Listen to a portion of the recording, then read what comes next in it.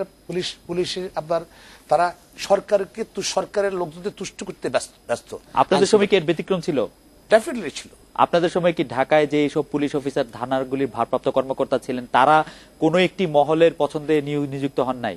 কোন একটি মহলের পছন্দ নিয়ে এটা তো পুলিশ তার উনি আমাদের বোধ আপনি আমাদের সময় বোধ আইজি ছিলেন বোধ ছিলাম আইজি, কিন্তু আমার চাকরি বাদ গেছিল। জি জি, আমি আপনাদের সময় চাকরি বাদ গেছিল, আইজি ছিলাম। আপনাদের সময় চাকরিটা গেছিল। পাত্র আইজি সাহেব বললেন তাদের ওই তারা কাজ করছেন, কিন্তু এরকম সিচুয়েশন ছিল না। আর এখন যে জিনিসটা হলো আপনার পার্টিকুলার ডিস্ট্রিক্টের ওটা কারো বিশ্বাস করতে পারছে না। সারা বাংলাদেশে পার্টিকুলার 3টা ডিস্ট্রিক্টের মূলত 2-3টা ডিস্ট্রিক্টের লোকজন কাঁদছে এবং তারা জানে যে কাদের রিকোয়েস্টে তারা এখানে আসতেছে। তার they don't care about other people's right or human rights. এবং এখানে ধরেন আপনার আমি পার্টিকুলার একটা মামলার কথা বলছি, যেটা আমি জড়িত ছিলাম, চৌধুরী আলমকে ইন্দিরা রোডের এখান থেকে তাকে নিয়ে গেছে। নিয়ে যাওয়ার পর গিয়ে সঙ্গে সঙ্গে তার ভাই থানা মামলা করেছে, থানা মামলা নেবে না। যদি থানায় মামলা না নেওয়াটা কি প্রমাণ করে দের ইনভলভমেন্ট? এবং আজকে পর্যন্ত চৌধুরী আলমকে পাওয়া যায়নি।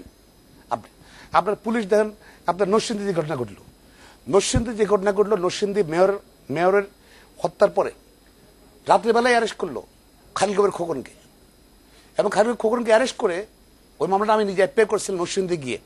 কোথাও পুলিশ দেখানে যে ঢাকা থেকে অ্যারেস্ট করছে, তাকে বলেছেন একটা জিডিএনটি বলে নরসিংদী থেকে অ্যারেস্ট করছে। ঢাকা থেকে অ্যারেস্ট করলে তাহলে ঢাকার কোর্টে অ্যাপিয়ার করে ধরতো, কিন্তু ঢাকা থেকে তারা ঢাকা থেকে অ্যারেস্ট করে নিয়ে গেল নরসিংদীতে, নিয়ে ওখানে দেখালো একটা জিডিএনটি বলে ওখানে অ্যারেস্ট করছে। দেখেন পুলিশ কি করছে। এবং এটা যে এটা একটা ঘটনা, এই ঘটনা সব জড়িত করতে চাইলো, গ্রেপ্তার করলো একজনকে, কিন্তু পরবর্তী পর্যায়ে তাকে যদি এফআইআর দেয়নি বা সন্দেহ করে না বা কোনো কারণে ইনভলভ না, রিলিজ অন বেল। কিন্তু যদি এই ঘটনাটা ঘটলো, স্বরাষ্ট্র মন্ত্রণালয় একটা লোককে ঢাকা থেকে গ্রেপ্তার করার পর কি পুলিশ বেমালম এটা পুরো চেপে গেল, কোথায় রেকর্ড রাখলো না, দেখালো যে ওখান থেকে গ্রেপ্তার। এই যে পুলিশের থেকে বা স্বরাষ্ট্র মন্ত্রণালয় থেকে কোনো ইনকোয়ারি হয়েছে? হয়নি। খালি খবরে যদি গুম করতো তাও ইনকোয়ারি হতো, বলতো যে এটা আমরা জানি না।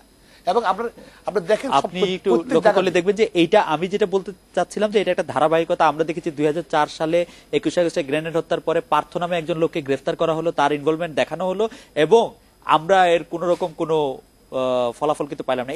একই রকম কায়দায় কিন্তু আপনি এখন পুলিশ ডিপার্টমেন্ট ইনকোয়ারি করছে, তাহলে আপনি কি ঠিক আছে? পুলিশ আপনার স্বরাষ্ট্রমন্ত্রী সে সময় একটি ইয়ে দিয়েছেন যে এটা ঠিকই আছে। এখন পুলিশ যা বলছে তাই তো, ইনভেস্টিগেশন দায়িত্ব তারা, স্বরাষ্ট্রমন্ত্রী যারা ইনভেস্টিগেশন করে না। আমাদের সময় যেটা বলছেন পুলিশ যেভাবে করছে সেভাবে এখন পুলিশ এখন যেটা আবার যেটা করছে, এটা রিটায়ার্ড হয়ে গেছে বা চাকরি থেকে বরখাস্ত হয়ে গেছে পুলিশ অফিসার, তাকে আবার চাকরিতে পুনর্বহাল করে তারপর তাকে রাজনৈতিক নেতাদেরকে মামলা জড়িত করানো হয়েছে। ডক্টর ইনামুল হক পুলিশকে আপনি ব্যবহার করছে। ডক্টর ইনামুল হককে যদি জানতে চাই যে আপনি বলছিলেন যে আপনি পুলিশের সর্বোচ্চ পদে ছিলেন, পুলিশকে ব্যবহার করার একটি অভিযোগ আসছে। অবশ্যই অভিযোগ আছে, এবং এটা কোনো নতুন কথা নয়। মাহবুব সাহেব যেটা বলছিলেন ওনার সঙ্গে আমি পুরোপুরি একমত নই। পুলিশ আপনারা যেভাবে বলছেন তাতে মনে হচ্ছে পুলিশ নিজেই সব। একটা কথা আছে, কর্তার ইচ্ছাই কর্ম। পুলিশকে আপনি যদি ভালো কাজে ব্যবহার করতে চান, they can do deliver the goods. কিন্তু আপনি যদি পুলিশকে খারাপ কাজে ব্যবহার করতে চান, সবাই হয়তো খারাপ কাজ করবে না, কিন্তু কিছু কিছু অতি উৎসাহী লোক আছে। বিএনপির আমলে চট্টগ্রামে পুলিশ একটা ঘটনা করেছিল, অতি উৎসাহী, এবং এটা নিন্দনীয় ঘটনা, ভুলে গেলে চলবে না।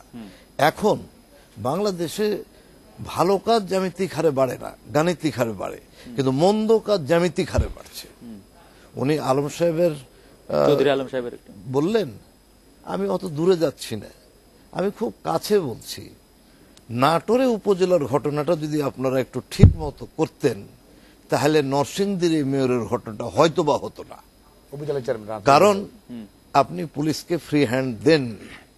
আমার একটাই অনুরোধ হবে, not that I M A policeman, পুলিশকে ডিফেন্ড করার জন্য বলছি, late the police do their own work and let them be accountable to the taxpayers, which you are not allowed. Doctor Haque, আমরা দেখেছি যে পুলিশ অফিসারদেরকে নানাভাবে নানা ধরনের রাজনৈতিক বাধাগ্রস্ত করা হচ্ছে, কিন্তু তারা যখন চাকরিতে থাকছেন কেউ এই বিষয়ে কোন রকম প্রতিবাদ করে কখনো পদত্যাগ করছেন এরকম কখনো দেখি নাই। আমি নিজে উদাহরণ, 3 আমলে 4 বার চাকরি বাদ গেছে, যেহেতু আমি কথা শুনিনি, এবং আল্লাহ ভালোই করেছে। এক আমলে তো চাকরি যদি না বাদ যেত তাহলে 15 দিন পরে ওনাদের সবার সঙ্গে আমাকেও জেলখানায় যেতে হতো। 1990-এ আমি তখন ঢাকার মহানগর পুলিশ কমিশনার, আমার চাকরি বাদ গেল নভেম্বরের 17। এবং যদি চাকরিটা বাদ না যেত তাহলে গয়রহর সঙ্গে আমাকেও জেলে যেতে হতো। আমি না ওনাদের বোঝাতে পারছি, না ওনারা আমার কথা বুঝতে পারছেন। আরেকটা উদাহরণ আমি দিচ্ছি, সব পুলিশকে ঢালাওভাবে, পুলিশ ডিপার্টমেন্টে অনেক ভালো লোক আছে, যেমন অনেক খারাপ লোক আছে। মুষ্টিমেয় 2-4টা খারাপের জন্য গোটা ডিপার্টমেন্টের বদনাম হচ্ছে। I being a retired police officer, এবং আমি এখন রিটায়ার্ড পুলিশ ওয়েলফেয়ার অ্যাসোসিয়েশনের গোটা বাংলাদেশের সভাপতি, আমার কষ্ট লাগে যখন পুলিশকে দেখি যে একটা ভালো কাজ করছে, তখন গর্বে বুক ভরে যায়। আবার যখন যেটা সাধারণ নাগরিক হিসেবে আর 10 জনের যেটা খারাপ লাগে, আমারও তো তাই খারাপ লাগে, তার চেয়ে বেশি লাগে। আমি একটা কথা আপনাকে অবশ্যই বলবো, এই যে স্বরাষ্ট্র মন্ত্রণালয়ের কথা আপনারা বললেন যে মনিটরিং হচ্ছে না, সিলেটের ভদ্রলোক বললেন যে আগের চেয়ে একটু ভালো, আর চট্টগ্রামের ভদ্রলোক বললেন যে একটা অফিসারকে 4 জনের কাজ করতে হচ্ছে। আজকের পেপার খুলে দেখেন কি লেখা আছে, বহু লোক পোস্টিং না পেয়ে পড়ে রয়েছে, ডিআইজি পদমর্যাদার, আজকের পেপার আছে। আবার 1000 লোক তো চট্টগ্রামে, ঢাকাতে তো 1600-তে একজন নগরী হিসাবে।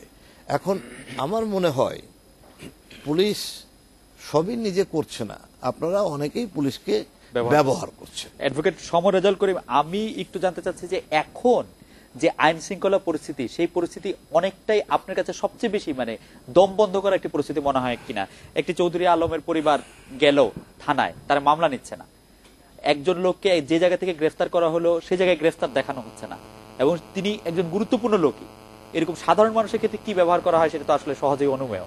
আপনার কাছে কি মনে হয় যে আমরা একটা খুব সাংঘাতিক অবস্থা পার করছি? আমার কাছে এই যে ঘটনাবলী ঘটছে, এটা কোনোভাবেই কাঙ্ক্ষিত না। একজন নাগরিক হিসাবে এই বিষয়ে আমার উদ্বেগ উৎকণ্ঠা কোনো অংশেই কম নয়। তবে এটা হঠাৎ করে দম বন্ধ হওয়ার মতো ঘটনা নয়। এই কারণেই বলবো, পুলিশকে কিভাবে ব্যবহার করা হয়েছে সেটা নতুন করে নয়। পুলিশকে ব্যবহারের ঘটনা আমরা যদি তাকিয়ে দেখি, রাজধানীর উপকণ্ঠে গ্রেনেড যে ঘটনা ঘটলো 21 আগস্টের, সেই ঘটনায় পল্টন থানায় মামলা করতে গেলে থানায় মামলা নিয়েছিল না। ময়মনসিংহে সিনেমা হলে একটা বোমা বিস্ফোরণ হয়, সেখানের প্রবীণ একজন আওয়ামী লীগ নেতা প্রিন্সিপাল মতিউর রহমান তিনি আসামি হয়ে গেলেন। শাহ এস.এম. কিবরিয়ার মতো একজন ব্যক্তি নিহত হওয়ার পরে সেই মামলাটিকে সম্পূর্ণরূপে ভিন্ন খাতে প্রবাহিত করা হলো। চট্টগ্রামে 10 ট্রাক অস্ত্রের অত বড় ভয়ঙ্কর ঘটনাকে সম্পূর্ণরূপে অন্যদিকে ধাবিত করে দেওয়া হলো। কাজে ঘটনাগুলো একসঙ্গে হচ্ছে না। আর এই ঘটনার সঙ্গে আমি বিশ্বাস করি কোনো না কোনোভাবে রাজনৈতিক কোনো না কোনো অঙ্গুল হেলনির কারণে এ সকল ঘটনা ঘটে থাকে। কোনোভাবেই পুলিশ এককভাবে নীতিগত এই জাতীয় সিদ্ধান্ত নিতে পারে না। সে কারণে পুলিশের একাধিক ঊর্ধ্বতন কর্মকর্তা, 2 জন আইজিপি সহ এখন 21 আগস্টের গ্রেনেড হামলায় তারা জেলখানার ভিতরে। তদন্ত যখন স্বাভাবিক গতি 3 জন জেলখানায় আছে, তাহলে কিভাবে পুলিশকে ব্যবহার করা হয়েছে আপনি দেখুন। রোকেয়া হলে হামলা চালালো যারা, শামসুনার হলে, তাদের তদন্ত রিপোর্টে তাদের বিরুদ্ধে ব্যবস্থা গ্রহণ করার কথা বলা হলো, তাদের ব্যবস্থা না হয়ে প্রমোশন হলো। প্রেস ক্লাবে ঘটনার সঙ্গে জড়িত এমআর হুদা, তার বিরুদ্ধে রিকমেন্ড করলো কমিটি ব্যবস্থা নেওয়া হোক, রিকমেন্ডেশনে ব্যবস্থা তো নেওয়া হলো না, সে এডিশনাল আইজি হয়ে গেলেন। কাজে পুলিশকে যে ব্যবহার করার ধারাবাহিকতাটা, এর থেকে যদি রাজনীতিবিদরা, ক্ষমতায় যারা থাকেন, সে আওয়ামী লীগ হোক বিএনপি হোক, বেরিয়ে যদি না আসেন, তাহলে দেখা যাবে এই দম বন্ধ করার যে আশঙ্কার কথা বলছেন সেটা বাড়তেই থাকবে। আমরা এই পর্যায়ে একটি বিরতি নিচ্ছি, বিরতির পর অতিথিদের সঙ্গে কথা হবে, আমাদের সঙ্গেই থাকবেন।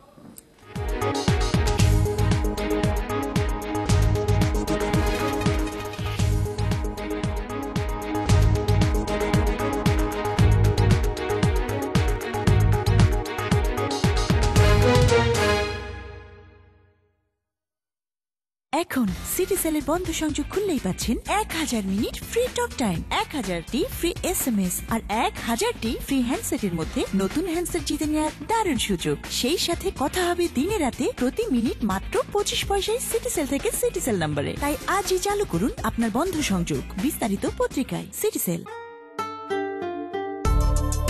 When skin loses moisture, it becomes dry and lifeless. New Lux International Creamy White with Swiss moisturizers will give your skin 20% more moisturization compared to ordinary soaps. Give your skin all the care it needs for everlasting softness. Lux International Creamy White. It's not just soap, it's skincare. পড়া লেখার কোনো এক ফাঁকে মুখে চলছিল কচুরি চুপি চুপি মুখে মুখে মুখে মুখে মুখে ব্যস্ত সারাটা দিন তবু মুখে মুখে খেয়ে মেজাজটা জন্ম মুখে মুখে দুধ, ডিম আর ফ্রুটসের টাটকা স্বাদে টিফিনের সেরা কেক টিফিন কেক এখন মুখে মুখে। টিফিন কেক মুখে মুখে।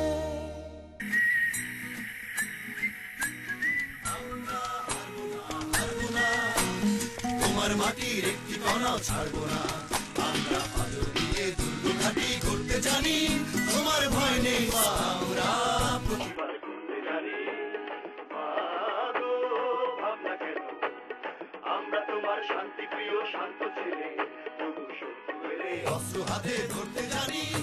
কালজয়ী এমন কিছু গানে আজও জেগে ওঠে তারুণ্য, গর্জে ওঠে দিন বদলের শক্তি। গণজাগরণের এমন ৭১টি গানের সংকলন জাগরণের গান ৩, যেখানেই দিন বদলের চেষ্টা সেখানেই বাংলা লিংক।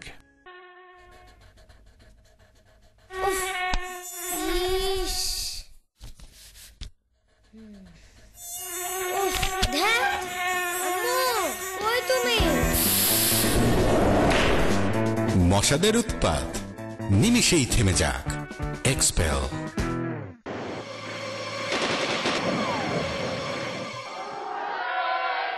বঙ্গোয় আমার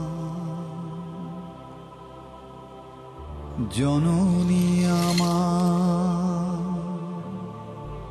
ধাত্রী আমার, আমার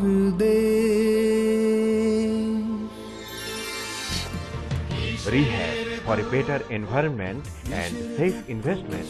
রিহ্যাব ফেয়ার 2011 15 থেকে 19 ডিসেম্বর সকাল 10টা থেকে রাত 9টা পর্যন্ত। স্থান বঙ্গবন্ধু আন্তর্জাতিক সম্মেলন কেন্দ্র। রিহ্যাব। দেখেন দিবারাতি দেড় চুরিয়া সবুজ বাতি, মাঠে ঘাটে গ্রাম শহরে সবুজ আলোর সমাহারে।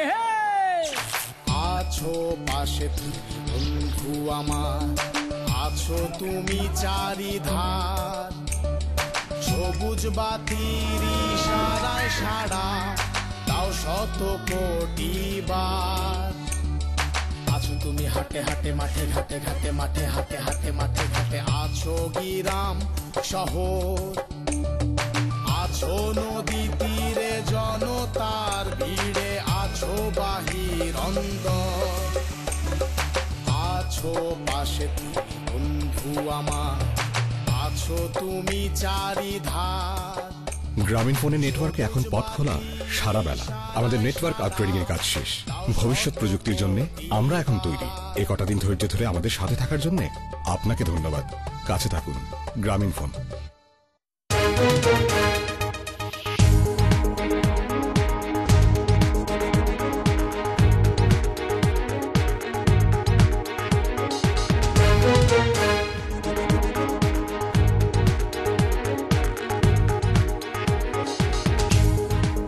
বিরতির পর ফিরে এলাম আজকের বাংলাদেশে। এই পর্যায়ে আমরা একটি প্রতিবেদন দেখে নেব স্বরাষ্ট্র মন্ত্রণালয়ের মনিটরিং সেলে চাঞ্চল্যকর মামলাগুলির অবস্থাটা দেখে নিতে।